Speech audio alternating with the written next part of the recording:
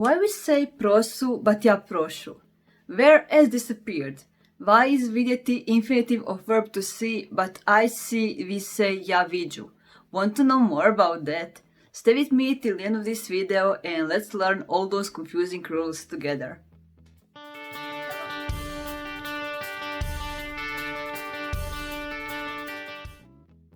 Hello everyone, dobrodošli! Welcome to my channel Learning with Sandra. Let's learn today a little bit of grammar so we can speak together better Interslavic.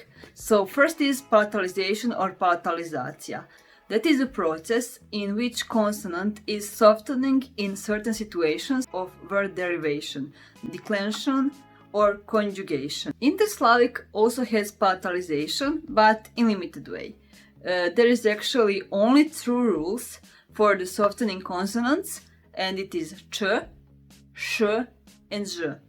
And those three rules are rules that you need to follow. So first rule is that you have k, and k becomes ch. Then we have h, h becomes sh, and we have g, g becomes ž. I will give you now more examples so you can understand what I was talking about. So, for example, a man in nominative is človjek, človjek. But if you want to say človjek in vocative, you say človječe. So, človjek, k, becomes človječe, č. So, see, k becomes č. Then another example is then we have prah.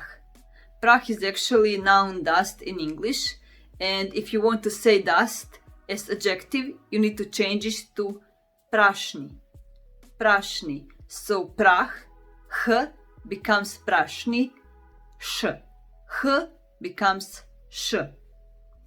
And the last example of this rule is adjective long, and it is dolgi in Interslavic, and if you want to say in English adjective longer, you say dolžejši, dolžejši. So now g becomes ž.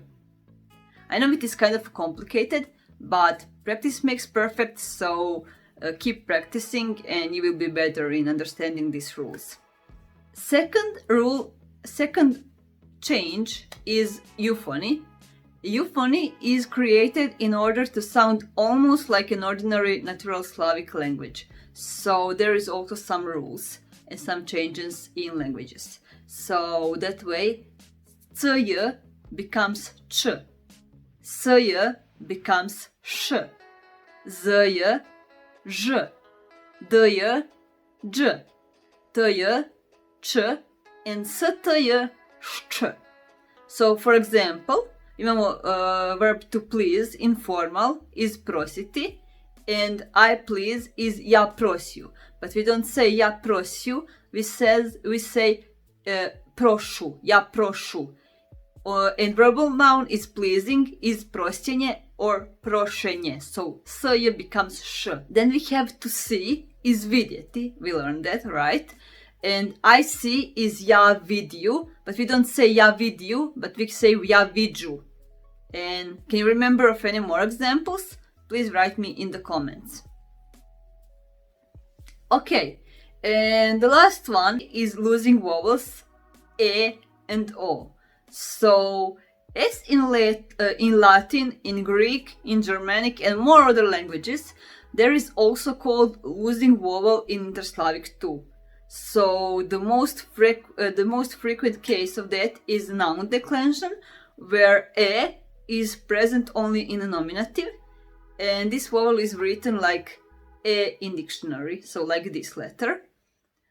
So for example, dog in nominative is pes, pes, but genitive of dog, genitive, right, of dog is psa, so we don't have e, we have psa. Pes becomes psa. Then we have nominative of December, and is December, right? It is 12th month, right? But genitive is Decembra. So December, Decembra. See? We are losing some some vowels, right? December, Decembra. Can you think of more examples? Write it in the comments. Okay, and we have losing vowel O. That is also required because it is common in Interslavic languages like Polish and Slovak and probably even more. So write me in the comments if you have losing vowel O. This vowel is written like O, like this one in dictionary, and it reflects the change of the original hard reduced vowel, this one, from the Old Slavic to the vowel O in these languages. So remember that the transformation of the soft reduced vowel, this one, from Old Slavic, must go always only to the losing E. Okay, so here is an example. Nominative of a dream, in Interslavic we say son. But in genitive, right, in Interslavic we say sna. So we lose O and son becomes sna. So there is no more O. Another example is an element in nominative is članok, but in genitive is članka. So we again lose O. Članok, članka. I know it can be confusing at first, so you need to practice a lot on words so you get used to them. And do you have all those rules in your languages? And which one is the hardest? Please tell me in the comments because I want to know more about your languages. It is so fun to learn about other Slavic languages and actually to see how much we have in common. I think this was a little bit harder lesson than usual, and that is the reason why it becomes a little bit shorter. So I will try for the next time to teach you something easier. Do you have any wishes? What do you want to learn next?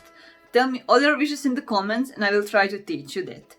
Also, I didn't forget about promise that I will teach you more about adjectives and numbers, so that will be definitely in the future lessons, so don't worry, I didn't forget it. But I had I didn't have much time to prepare those goods, so just wait a little bit more. If you loved this, like, comment and subscribe to my YouTube channel, and also feel free to share with others these lessons. Show them how Interslavic language can be useful and actually fun to know, and that you can communicate with other Slavic people. Yeah. So I'm really grateful to each one of you, and I will try to make even better lessons. So if you have any suggestions, feel free to tell me in the comments. And if you maybe want to share your story, why did you decide to learn Interslavic language? Even if you're not Slavic, or if you are Slavic, it doesn't matter. Feel free to send me to mail. You have mail in description. And you can even make a video about it and send me, and I will put it in some of my future YouTube videos. And maybe with that video we can encourage someone else to start learning Interslavic and to show them how it is actually fun and useful to know this language. So, okay, that was enough of talking. Have a nice weekend. That is all for today, and see you in the next Friday. Do viđenja!